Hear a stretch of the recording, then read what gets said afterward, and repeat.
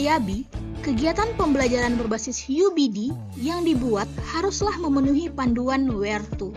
Where to merupakan akronim yang dibuat untuk membantu merancang kegiatan dan pengalaman belajar berbasis UBD yang efektif, yang berfokus pada pemahaman peserta didik yang mendalam.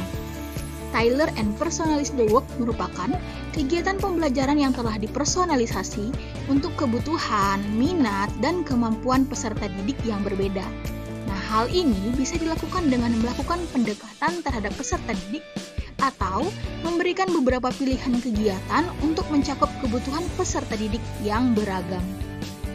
Untuk mengakomodasi berbagai kebutuhan perkembangan gaya belajar, pengetahuan sebelumnya, dan minat peserta didik sambil tetap menjaga arah pembelajaran pada tujuan, ada beberapa strategi yang dapat diterapkan oleh pendidik.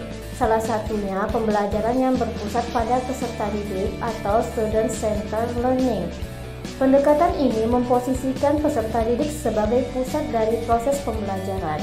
Pendidik mengidentifikasi kebutuhan, gaya belajar, minat, dan pengetahuan awal peserta didik, lalu merancang aktivitas pembelajaran yang sesuai. Ini memungkinkan peserta didik untuk terlibat aktif dan bermakna dalam proses pembelajaran.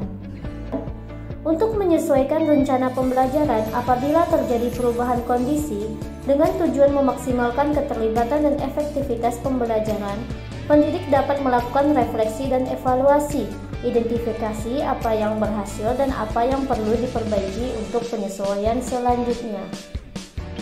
Nah, bagaimana sih cara mengakomodasikan kebutuhan perkembangan peserta didik? Yang pertama, menjadikan pengetahuan yang bermakna dan relevan bagi peserta didik.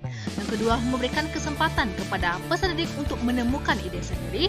Dan yang terakhir adalah menyerahkan peserta didik untuk menerapkan strategi belajar sesuai dengan keinginan mereka.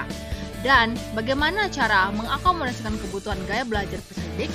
Yang pertama, kita harus mengenali dulu tiap gaya belajar dari masing-masing peserta didik. Kemudian menyediakan sumber bahan ajar dan mengerahkan peserta didik sesuai dengan gaya belajar yang mereka miliki. Dan terakhir adalah bagaimana sih cara mengakomodasikan kebutuhan minat peserta didik? Yang pertama, mengerahkan peserta didik untuk terus berkembangkan minat yang dimilikannya. Kemudian menggunakan berbagai media permainan yang menarik dan memotivasi peserta didik yang memiliki minat.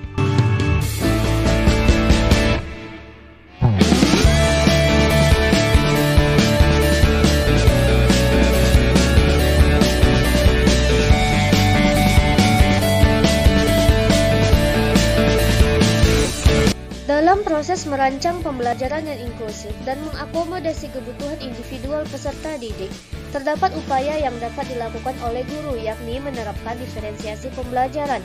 Jika kebutuhan belajar yang beragam dari para peserta didik belum bisa sepenuhnya terpenuhi oleh seorang guru, terdapat langkah yang perlu dipertimbangkan, yakni menggunakan strategi pembelajaran yang fleksibel. Terdapat kendala yang sering dihadapi dalam mengakomodasi kebutuhan perkembangan gaya belajar dan minat peserta didik. Salah satunya adalah jumlah peserta didik dalam satu kelas terlalu banyak.